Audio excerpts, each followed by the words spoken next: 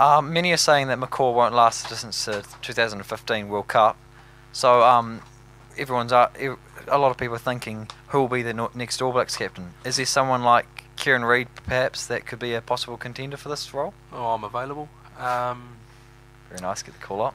Yeah, I think the fact that they're All Blacks for a reason, and I dare say that they've all got leadership ability. Who would be the next one? Kieran Reid, possibly Conrad a good Smith? option.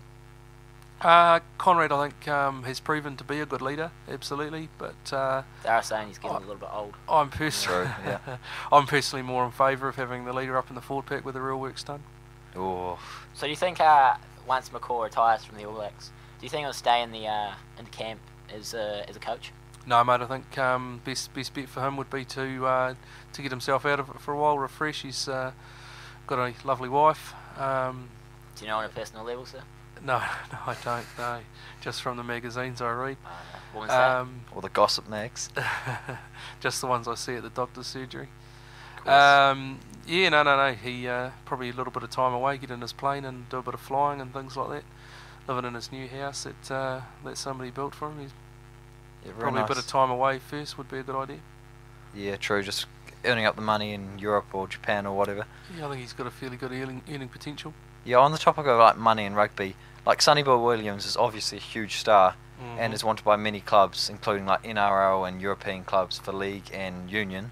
How long do you reckon it will be till he leaves the All Blacks, seeing as he's already won a World Cup and there'll be many greater offers from clubs? Do you reckon he'll stay with us till the next World Cup?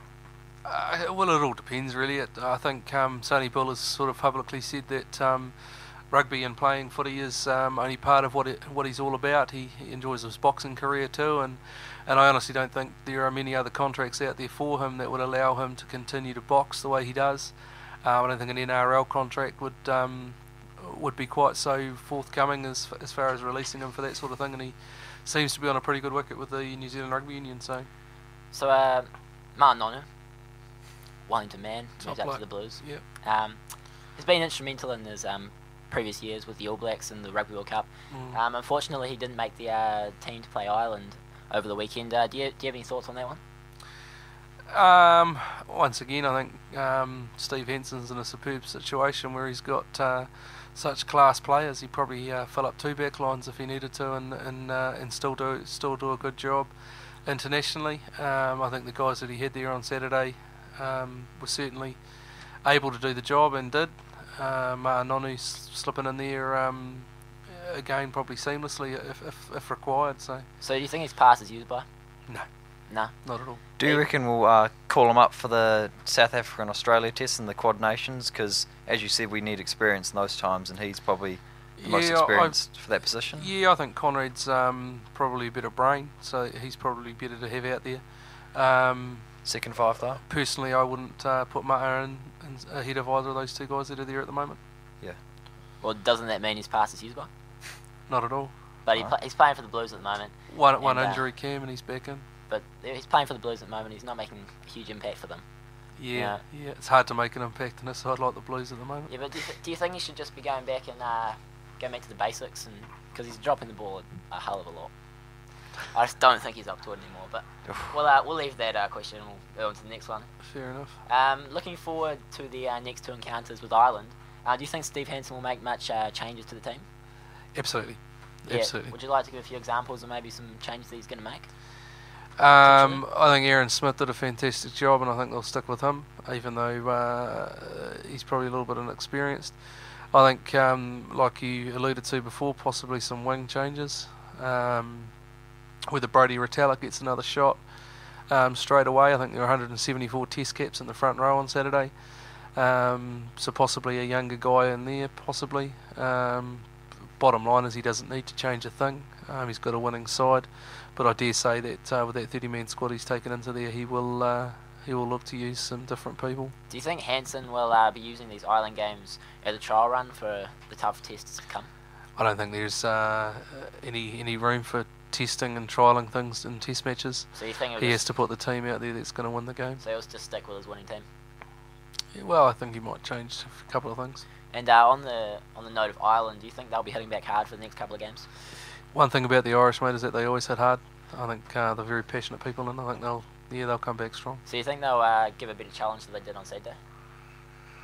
I don't think they actually have the ability, unfortunately, to play at the same level as the All Blacks, but there'll be nothing short in the effort stakes. Just before we move on to the next couple of questions off the topic of the All Blacks, would you like to give us a score for the Saturday's game, or Friday's game, or whenever it is?